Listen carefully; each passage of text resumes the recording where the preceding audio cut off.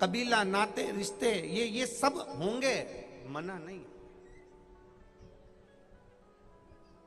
होंगे। एक कुर्सी दे दो बाबू, एक कुर्सी लगा दो संतों को। ये नाते, ये रिश्ते, ये कुटुंब, ये कबीले होंगे अपनी जगह पर अंत समय में वो साथ निभाने वाला कोई दूसरा होगा, तो वो केवल एक देवाधिदेव महादेव होगा, कोई दूसरा। एक बात अपने जीवन में उतारिएगा बड़े ध्यान से।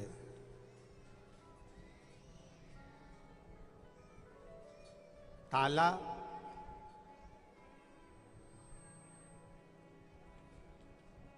बहुत दिन तक बंद रहता है और उसमें चाबी नहीं लगाई जाती तो ताले में जंग आ जाती।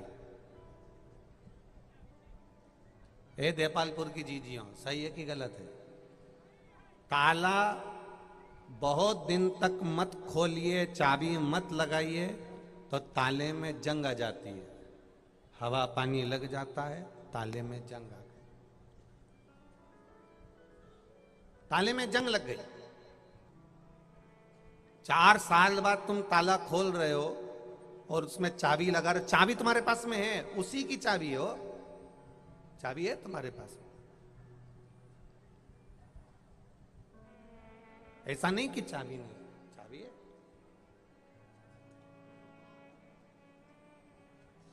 और चाबी भी उसी ताले की है, पर तुम लगा रहे हो और ताला नहीं खुल रहा क्योंकि उसमें जंग लग गई है। ताला भी वही है, चाबी भी वही है, पर 4 साल, 8 साल, 10 साल, 20 साल, 25 साल बाद चाबी लगा रहे हो तो उसमें जंग आ जाती है, और जंग आ जाती है तो वो ताला नहीं खुलता। फिर जो बुजुर्ग लोग हैं वो कह रही घासलेट का तेल लियो, अंदर से जरा घासलेट का तेल ला, और जो घासलेट का तेल लगा के वो ताला में दिया ने 2-4 बार उके जमीट दिया जम के, फिर चाबी लगाई, अभी भी नहीं खुला।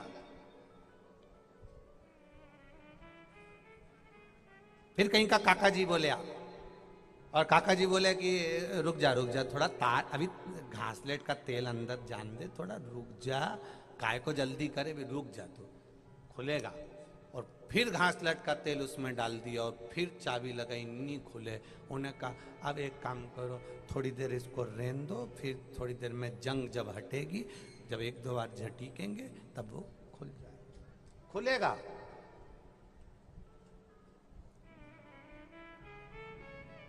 फिर उसको कम से कम 2-4 घंटे, 8 घंटे वो घासलेट के तेल में, वो तेल में उसको डाला जाता है, फिर वो धीरे धीरे उसमें चाबी लगाई जाती है, उसको खोलने का प्रयास किया जाता है, खोलने का फिर प्रयास कर।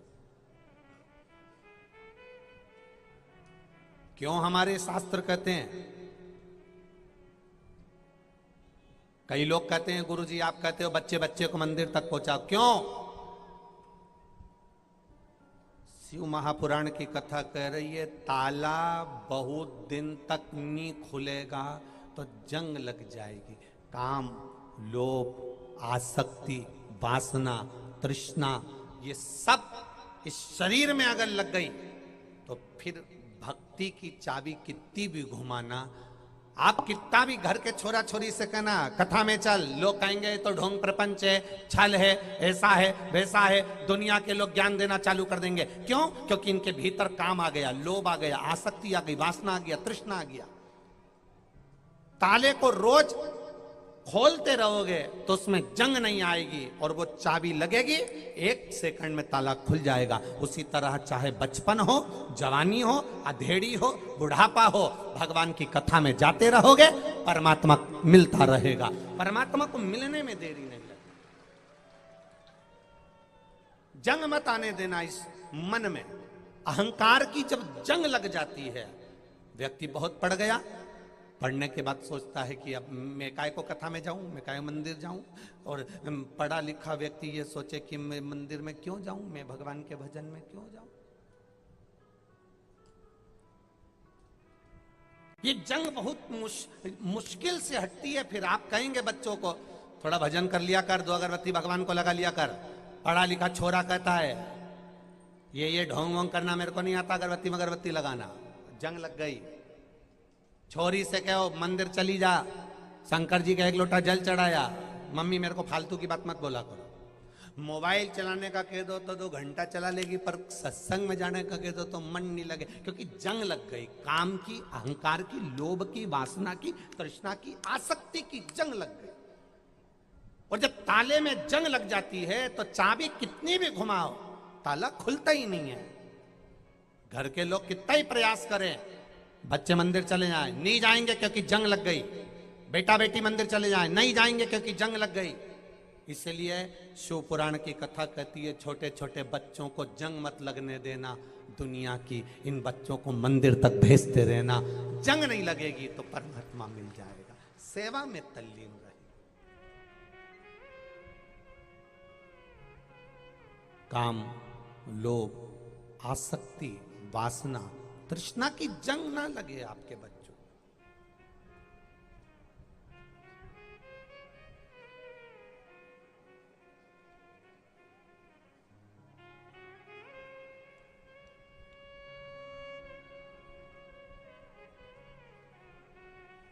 जिनसे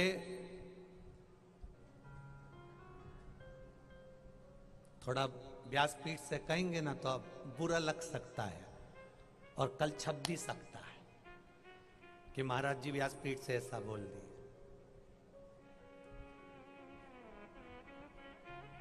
जिनसे दुनिया डरती है उनकी औलाद उनसे कभी नहीं डरती है।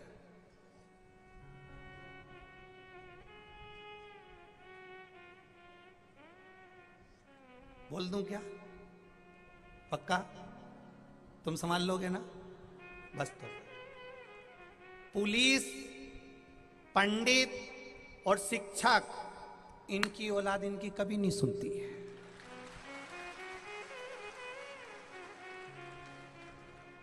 इनसे दुनिया डरती है। पुलिस वाले को देखेंगे तो दुनिया डरेगी, है देखा ये स्टे स्टार, ये वो, ये पद, ये प्रतिष्ठा। पर औलाद अहंकार में इतनी फूल जाती है, इतना अपने आप को समझने लगती है कि मेरे पिताजी ऐसे हैं, मेरे पिताजी ऐसे हैं। पर पिता अंदर से नर्म होता है। पिता का जीवन एक नम्रता का जीवन होता है। माँ अपने बेटे से कह देती है कि मैं तुझे बहुत प्रेम करती हूँ छोरा। बाप बेटे से बहुत प्रेम करता है, पर बाप कभी अपने बेटे से नहीं कहता कि मैं तुझसे बहुत प्रेम करता हूँ बेटा। क्योंकि बाप अपना पद बनाकर रखता है कि मेरी औलाद भी मेरे जैसे बनना चाहिए। मेरी औलाद, पिता कठोर दिखता है, पिता कठोर रहता है, पर पिता कठोर अंदर से नहीं रहता। एक भले उसका रुतबा रहे, एक वो कहे मेरे पिता की शान है, मेरे पिता तो ये हैं, मेरे पिता तो वो हैं। औलाद मालूम पड़े उनकी सुन के नहीं चले तो पिता का दिल दुखता है। तुम्हारे पिता जिस पद पर हैं, तुम्हारे पिता जिस प्रतिष्ठा पर हैं, तुम्हारे पिता जिस पद पर बैठे हैं, बच्चों को चाहिए, दुनिया अगर डरती है तो बच्चे भी अपने पिता के सामने कभी मुख चला कर ना जाएं, सम्मान कर कर जाएं बाप का। ये बाप की इज्जत होती है। एक विद्वान, संत, साधु, ब्राह्मण, पंडित बहुत कथा कहेंगे, प्रवचन कहेंगे, संत कहेंगे, साधु कहेंगे, सन्यासी कहेंगे, तपस्वी खूब बोलेंगे। सारा गांव का लोग उनको पूजेगा, उनका मान करेगा, सम्मान करेगा, आदर करेगा, सत्कार करेगा। पर वो औलाद, समझ गए, पिताजी कहे वो कहे इधर, वो जाए उधर। और एक शिक्षक, सारे स्कूल के बच्चे डरेंगे, सारे स्कूल के बच्चों को वो डरा देता है, पर घर की औलाद उससे विपरीत चलती है। बड़ी बड़ी विचित्र विडंबना है संसार की। बाप पूरी जिंदगी लगा देता है अपनी औलाद की जिंदगी बनाने में, और माता पिता पूरी लाइफ बच्चों की जिंदगी बनाने में निकाल देते हैं। और बच्चे मोबाइल के स्टेटस पर डालते हैं my wife my life, status पे लगा रहे हैं।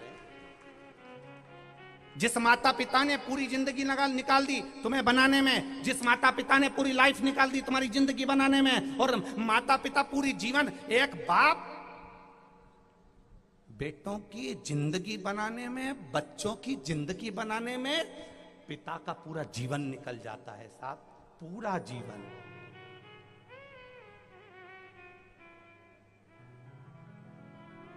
पूरी जिंदगी निकल जाती है।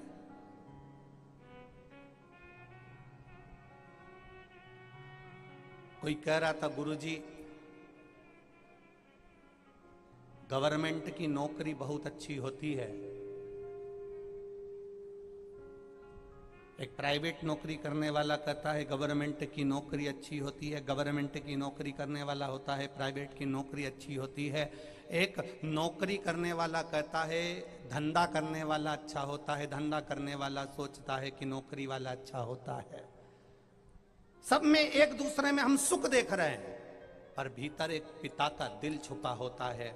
उस पिता से पूछा जाए कि वो दिन भर चौकीदारी करता है, दिन भर नौकरी में लगा रहता है, दिन भर मेहनत करता है अपने बच्चों की जिंदगी बनाने के लिए। चाहे किसी भी नौकरी में पिता हो, चाहे किसी भी जगह पिता हो, वो अपनी पूरी मेहनत करता है कि मेरा बेटा मेरे जैसा नाम रोशन करे। और मालूम पड़े पिता नौकरी में लगा है और बेटा कहीं मदिरा पान में, कहीं वेश्यावृत्ति में, कहीं जुए में, कहीं दोस्तों के साथ गलत व्यसन में जब डूब जाता है तो बाप की भी आंख में आंसू आ जाते हैं कि मैंने तो सोचा था मेरा बेटा मेरा नाम रोशन करेगा, और मेरे हृदय को ठेस पहुंचा दिया। मेरे नवयुवक बेटा बेटियों से निवेदन है, मेरे नवयुवक बेटों से निवेदन है, तुम्हारे पिता की इज्जत अगर तुम्हारे मोहल्ले के लोग करते हैं, तुम्हारे पिता की इज्जत तुम्हारे गांव के लोग करते हैं, तुम्हारे पिता की इज्जत तुम्हारे परिवार के लोग करते हैं, तो मेरा बेटे से निवेदन है, उन बेटों से निवेदन है, उन बेटियों से निवेदन है, तुम्हारे पिता की इज्जत मोहल्ले वाले करें, गांव वाले करें, नगर वाले करें, शहर वाले करें, समाज वाले करें, तो मेरे बेटा और बेटियों से निवेदन है उस पिता से कभी मुंह मत चलाना, तो तुम्हारी इज्जत परमात्मा भी करेगा। उस पिता से कभी मुंह मत चलाना जिसकी इज्जत सब कर रहे हैं।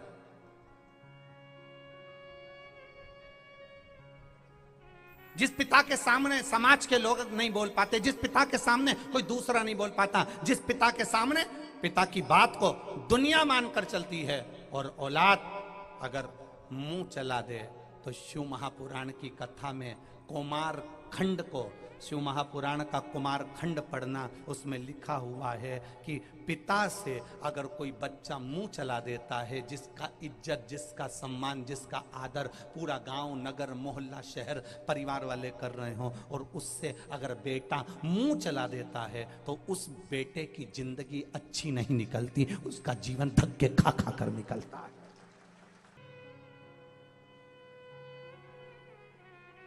पिता से मुख नहीं चला है। तुम्हारे पिता का इतना आदर है, तुम्हारे पिता का इतना मान है, तुम्हारे पिता की इतनी सत्कार है, तुम्हारे पिता को दुनिया के लोग पूछते हैं, और तुम पिताजी से कह रहे हो तुम्हें क्या मालूम, तुम्हें क्या अकल है, तुम तो जानते ही नहीं हो, तुम्हें तो बुद्धि ही नहीं है, तुम पिता से कह रहे हो। थोड़ा सा पानी लिया और नर्मदा जी का चुल्लू भर, और उसमें, समझ गए क्या? वैसे तो देपालपुर के लोग बहुत समझदार है रे, बोलने की जरूरत ही, इतना मुंह चलाना श्रेष्ठ नहीं। जिस पिता का आदर, जिस पिता का सम्मान पूरी दुनिया करे, मोहल्ले के लोग भी कहें अंकल आप आते हो ना तो मोहल्ले में रौनक रहती है, आंटी आप आती हो ना भजन में रौनक रहती है, आप आते हो ना भजन में बहुत अच्छा लगता है, काकी जी आप आ जाते हो ना अच्छा लगता है, मौसी जी आप आ जाती हो ना अच्छा लगता है, बुआ जी आप आती हो ना घर में अच्छा लगता है, नानी जी आप आती हो ना घर में अच्छा लगता है। जिस नानी का सम्मान सारी दुनिया में हो रहा है, जिस मौसी का, काकी का, बुआ का, चाचे का, जिसका सम्मान, आंटी का, अंकल का, पास में रहने वाले पड़ोसी धड़ोसी जिनका सम्मान दुनिया कर रही है, और उनकी औलाद उनके वचन सुनकर कह दे कि तुम चुप बैठे रिया करो, तुम में अकल नहीं है, तुम चुप बैठे रिया करो। बस शिव महापुराण का कौमार खंड कहता है धक्के खाने के लिए तैयार हो जाना जिंदगी के। पिता का, माता का आदर करना अगर नहीं सीखे तो जिंदगी में कुछ नहीं सीखे, कुछ नहीं। काय की एजुकेशन है तुम्हारी जिसमें तुम माता पिता का आदर करना नहीं सीख पाओ? आदर करना सीखिए, सम्मान करना सीखिए। एक शिक्षक अपनी पूरी जिंदगी निकाल देता है बच्चों की जिंदगी बनाने में। एक पुलिस में कार्य करने वाला व्यक्ति अपने घर के बच्चों को छोड़कर, चाहे वो पुलिस की नारी हो पुरुष हो, अपने घर के बच्चों को छोड़कर तुम्हारी जिंदगी बनाने में लग जाता है। एक टीचर, एक लेडी टीचर अपने घर के बच्चों को छोड़कर तुम्हारे बच्चों की जिंदगी बनाने में लग जाती है। एक गुरु, एक शिक्षक, एक संत, साधु, ब्राह्मण, तपस्वी, कथाकार तुम्हारी जिंदगी बनाने में लगा रहता है। और विचार करिएगा, आदर के संबोधन, बच्चों के आदर के संबोधन समाप्त नहीं होना चाहिए। जिस पिता ने पूरी जिंदगी निकाल दी, उस पिता के सामने कभी खड़े होकर मत कहना कि पापा तुमने ये गलत कर दिया। वो पिता है, उसने पूरा जीवन निकाल दिया तेरे लिए, पूरा जीवन। बुद्धि को संभालिए। थोड़े हमारे वचन आप लोगों को बुरे लग सकते हैं,